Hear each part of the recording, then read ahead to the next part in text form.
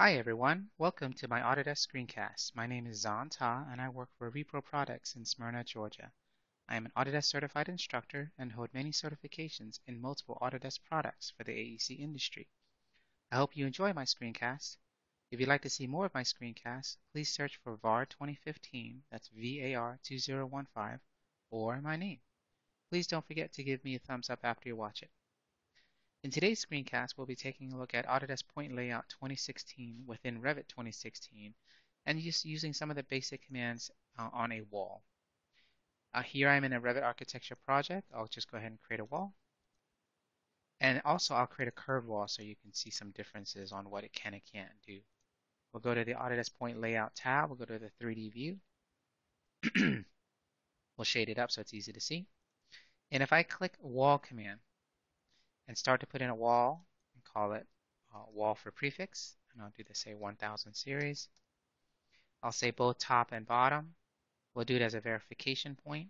We'll say select everything and just do the start and end points so that we'll leave it at none.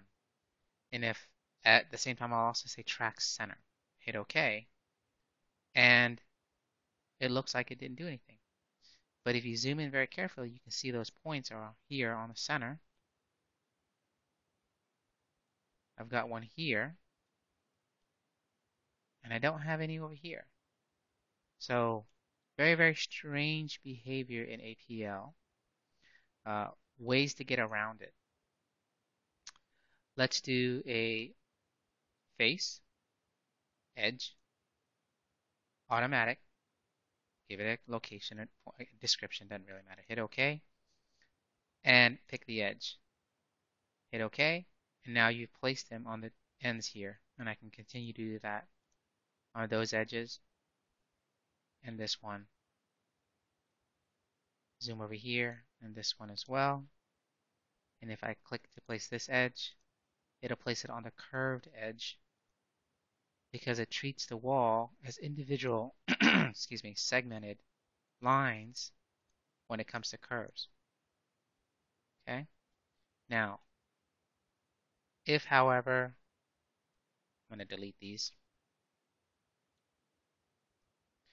do the same thing, but this time I'm going to say the edge, I'm going to say a certain distance, I'm going to say every 1 foot. Hit OK, and then pick that edge. It'll place it just like it did with the arced wall.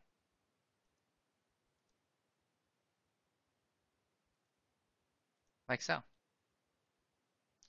If you need to, and then right click and cancel. Remember to always right click and cancel when you finish placing points because otherwise it still thinks you're in the command. What else can we do? If I pick face, I can say give me the face of the object that I'm picking via a grid method, via decimal feet, and put it at say 2 feet or 2 by 2. Now that means 2 feet by 2 feet. You can't actually put in feet or inches because it doesn't understand that. Hit OK, give it a description, hit OK, pick the face, hit OK, and you're done.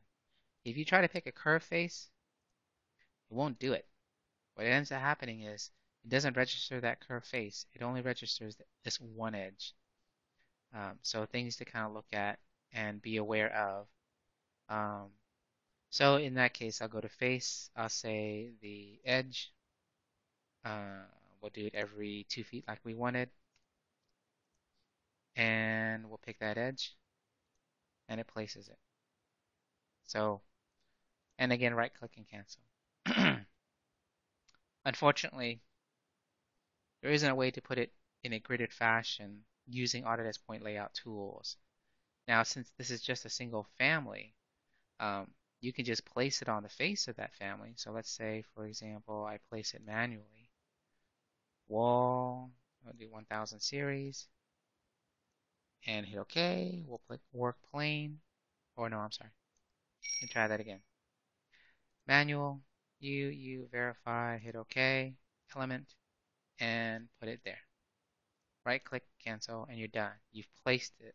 Now, go to an elevated view. With a curved one, it's kind of tricky because you have to look at a view that makes sense for you. So it may be helpful to go ahead and create a view and look at it this way.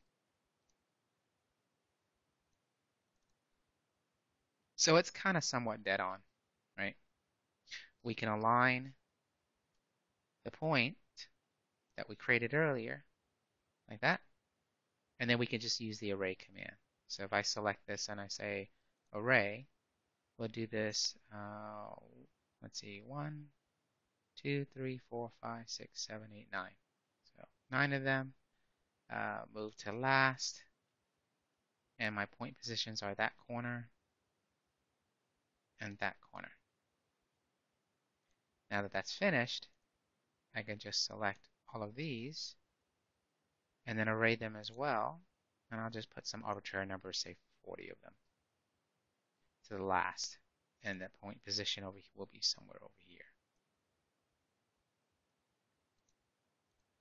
We go look at it in 3D. It will not place it on the face. It will grid it like this. So things to think about on a curved wall. Okay, so be careful. For construction purposes, I'm not too concerned about this. Construction purposes, you just want the bottom edge of the wall and the top edges of the wall, and the GC and the field guys can actually place the points and build the wall accordingly. And that's it. That's how you use Autodesk Point Layout with the manual command, the face command, and working with walls. Thanks for watching my screencast, and please don't forget to give me a thumbs up.